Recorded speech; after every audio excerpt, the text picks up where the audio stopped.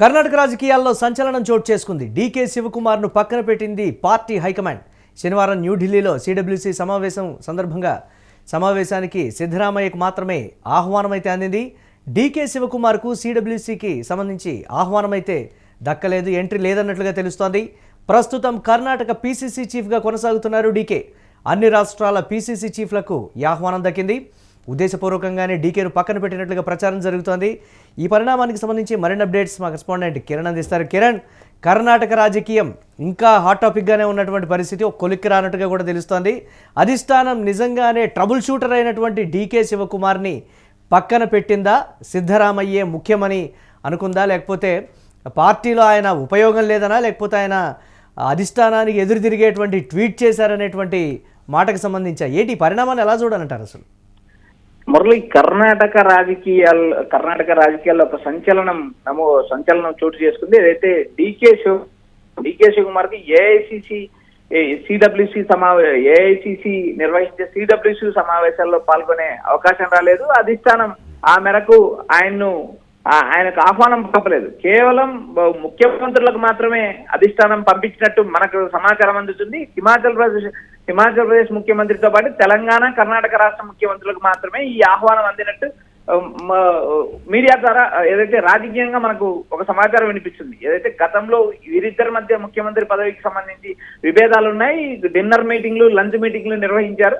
తరువాత జరిగిన రాజకీయ పరిణామాల్లో భాగంగా డీకే కొంతమంది బీజేపీకి సంబంధించిన కీలక నేతలతోనూ, ఇటు కాంగ్రెస్ లో ఉన్న కీలక నేతలతోనూ సమావేశమయ్యారు. అటు సిద్ధరామయ్య వర్గంలో కొంతమంది కీలక నాయకులతో కూడా భేటీ అయ్యారు. ఏదైతే కర్ణాటక రాజకీయాల్లో అధికార మార్పు ఖచ్చితంగా ఉంటుందంటూ ప్రచారం జరిగింది. అయితే చివరికి ఎట్టకేలకు తాను 5 ఏళ్లు సీఎం పీఠంపై ఉంటానంటూ సిద్ధరామయ్య వ్యాఖ్యలు చేశారు. పదే సిద్ధరామయ్య నేనే ముఖ్యమంత్రి పదవి ఖాళీగా లేదు, రాష్ట్రంలో పరిపాలన సాగుతుంది, ఇక్కడ ఎలాంటి విభేదాలు లేవు, డీకేకి నాకు సన్నిహిత సంబంధాలే ఉంటాయి, కాంగ్రెస్ పార్టీ అధిష్టానం ఏది చెప్తే అది చేస్తామంటూ ప్రకటించడం కూడా జరిగింది. అయితే ఇక్కడ ప్రధానంగా ఏదైతే నిన్న రాత్రి ఒక సమావేశం జరిగింది. మల్లికార్జున్ ఖర్గే, జాతీయ కాంగ్రెస్ అధ్యక్షుడు మల్లికార్జున్ ఖర్గేతో డీకే శివకుమార్ భేటీ అయ్యారు. ఈ భేటీలో ఏదైతే అధిష్టానం నిర్దేశం చేసినట్టు సమాచారం వినిపిస్తుంది. ఎందుకంటే అహింద ఏదైతే బీసీ సామాజిక వర్గంలోని ఇతర కురబ సామాజిక వర్గానికి సంబంధించిన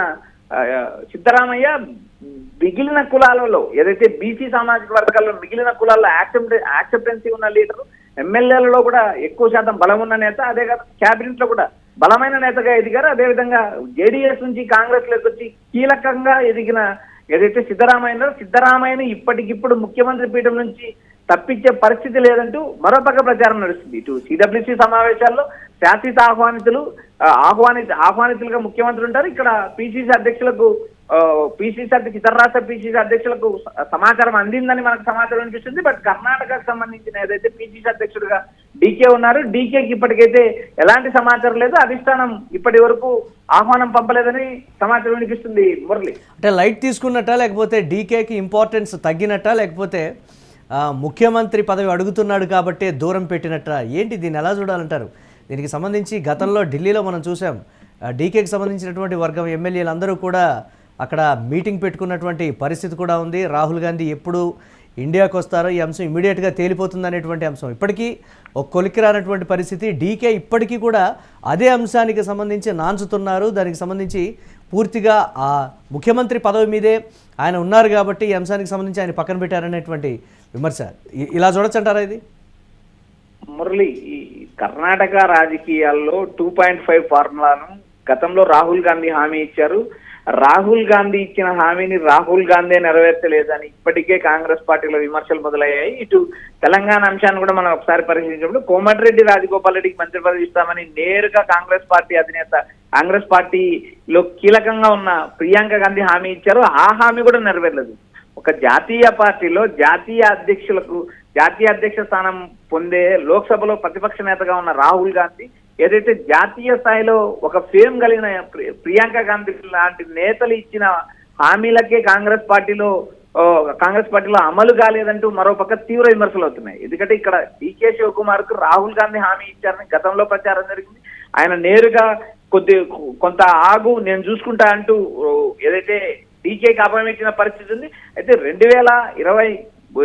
ఏదైతే 2028 కాంగ్రెస్ ఏదైతే కర్ణాటక రాష్ట్రంలో జరిగే ఎన్నికల్లో డీకేతో పాటు సిద్ధు ఇద్దరు కూడా ఎన్నికలు ఎదుర్కోవాల్సిన పరిస్థితి. అయితే వచ్చే ఎన్నికలకు తాను దూరం అవుతానంటూ సిద్ధరామయ్య ఏదైతే ఈ ఎన్నికల ముందే ప్రకటించాడు.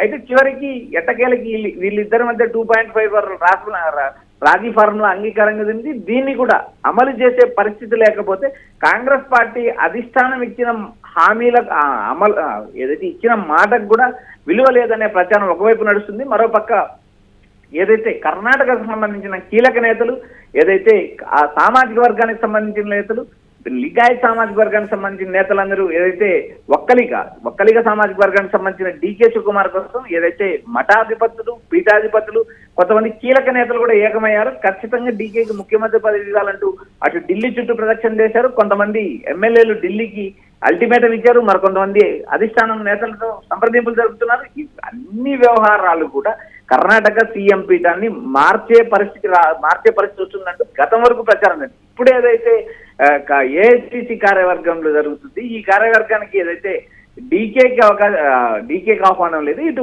సిద్ధరామయ్యకి ఆహ్వానం ఇచ్చారు. ఇలాంటి పరిస్థితులు ఏర్పడినప్పుడు రాబోయే రోజుల్లో డీకే ఏ చెప్పేస్తారంటూ రాజకీయ వర్గాల్లో ఒక ప్రచారం మొదలైంది. డీకే శివకుమార్ కు దాదాపు కర్ణాటక రాష్ట్రంలో 60 నుంచి 70 మంది ఎమ్మెల్యేల మద్దతు ఉంది. డీకే వర్గం ఇప్పటికే కిరణ్ అవమానంగా ఫీల్ అవుతున్నటువంటి పరిస్థితి ఉంది. రాబోయే రోజుల్లో వేచి చూసి ఆ సమయంలోనే ఏదో జరిగేటువంటి పరిస్థితి ఉంది కర్ణాటక పాలిటిక్స్లో అనేటువంటి మాట, పర్టికులర్గా కాంగ్రెస్లో. దీనికి సంబంధించి ఏంటి, ఎలా చూడాలి దీన్ని? మురళి, కర్ణాటక రాష్ట్ర రాజకీయాలు ఏ క్షణంలో అయినా మలుపు తిరిగే అవకాశాలు స్పష్టంగా కనిపిస్తున్నాయి. ఎందుకంటే డీకే శివకుమార్ కాంగ్రెస్ లాయలిస్ట్, కాంగ్రెస్ పార్టీలో పుట్టాను, కాంగ్రెస్ పార్టీలో పెరిగాను, కాంగ్రెస్ పార్టీలోనే చనిపోతానంటూ ఆయన చేసిన వ్యాఖ్యలు ఒకవైపు నాణ్యానికి ఒకవైపు చూపిస్తున్నాగా, మరోపక్క ముఖ్యమంత్రి పీఠం అనేది ఇదే కామెంట్ కాంగ్రెస్ డీకే బలహీనంగా అంటే డీకేకు ఉన్నటువంటి బలహీనతగా కూడా చూస్తున్నటువంటి పరిస్థితి ఉంది కదా, అలా చూడొచ్చు అంటారు ఇది? ఎస్ మురళి, బలము బలహీనత ఈ రెండు అంశాలు రాజకీయాల్లో అత్యంత కీలకమైనవి. ఎందుకంటే పార్టీని ప్రేమించేవాడు పార్టీని వదిలిపోడు, ఇంకొకరిని ఎంకరేజ్ చేయడం కానీ లేదా మరో నేతకు అవకాశం ఇచ్చిన ఫ్యూచర్ లో అవకాశం వస్తుంది అనే ఆలోచనతో కాంగ్రెస్ పార్టీలో నేతలు ఉంటారు. ఆ ప్రకారమే కాంగ్రెస్ పార్టీ అధిష్టానం డీకే శివకుమార్ ను మరికొంతకాలం వేచి చూసే ధోరణి కనిపిస్తుంది. ఎందుకంటే కాంగ్రెస్ పార్టీ అధిష్టానం ఒక నిర్ణయం తీసుకోవడానికి సుదీర్ఘకాలం నానబెడుతుంది. ఇలాంటి నేపథ్యంలోనే డీకే మరో ఆప్షన్ తీసుకుంటారా తీసుకోరా అనేది రాజకీయ వర్గాల్లో ఒక చర్చ. డీకే ఆప్షన్ తీసుకునే అవకాశాలు ఏమైనా కనపడితే బీజేపీ అధిష్టానం నేరుగా డీకేని సంప్రదించే అవకాశం. గతంలో డీకే శివకుమార్ కు అమిత్ షా లాంటి నేతలు కూడా ఓపెన్ ఆఫర్ ఇచ్చారు. ఏదైతే కాంగ్రెస్ వదిలి బీజేపీకి రమ్మని పెట్టారు, ముఖ్యమంత్రి పీఠం అప్పచెప్తామని చెప్పిన పరిస్థితులు కూడా ఉన్నాయి. ఇలాంటి పరిస్థితులు ఏదైతే కాంగ్రెస్ పార్టీ యువ నేతలకు అవకాశం ఇవ్వకుండా తొక్కుతుంది అంటూ ఇప్పటికే రాజకీయాల్లో ఒక విమర్శలు ఉన్నాయి. కాంగ్రెస్ పార్టీ నుంచి బయటికి వెళ్ళి ముఖ్యమంత్రి అయిన వారు కోకొల్లలుగా ఉన్నారు. అస్సాం ముఖ్యమంత్రి అయితే హిమంత బిశ్వ శర్మ కావచ్చు, కాంగ్రెస్ పార్టీని విభేదించి బయటకు వచ్చి సొంత పార్టీ పెట్టుకుని ముఖ్యమంత్రి అయిన జగన్మోహన్ రెడ్డి లాంటి నేతలు కావచ్చు. ఇలాంటి నేతలు ఆయా రాష్ట్రాల్లో బలమైన నాయకులుగా ఎదిగారు. మమతా బెనర్జీ కాంగ్రెస్ పార్టీ నుంచి బయటకు వచ్చి ముఖ్యమంత్రి అయిన పరిస్థితి నేపథ్యం ఉంది. ఇటు శరద్ పవార్ కాంగ్రెస్ పార్టీ నుంచి బయటకు వచ్చి శరద్ పవార్ ముఖ్యమంత్రి అయ్యారు. ఇలా చెప్పుకుంటూ పోతే దేశంలో చాలా మంది ఈ కాంగ్రెస్ పార్టీని వీడి ముఖ్యమంత్రి అయిన వారు. ఇంత కాంగ్రెస్ పార్టీలో ఇంత సంక్షోభం, ఇంత గందరగోళం జరుగుతున్న అధిష్టానము నిమ్మకు నీరెత్తినట్టు ఉంది అంటూ రాజకీయ విమర్శలు వస్తున్నాయి. ప్రస్తుతం డీకేకి కాంగ్రెస్ పార్టీ గట్టి షాక్ ఇచ్చిందని చెప్పాలి. రాహుల్ గాంధీ ఏదైతే ఇచ్చిన మాటను నిలబెట్టుకోలేదంటూ రాజకీయ వర్గాల్లో తీవ్ర విమర్శలు వినిపిస్తున్నాయి.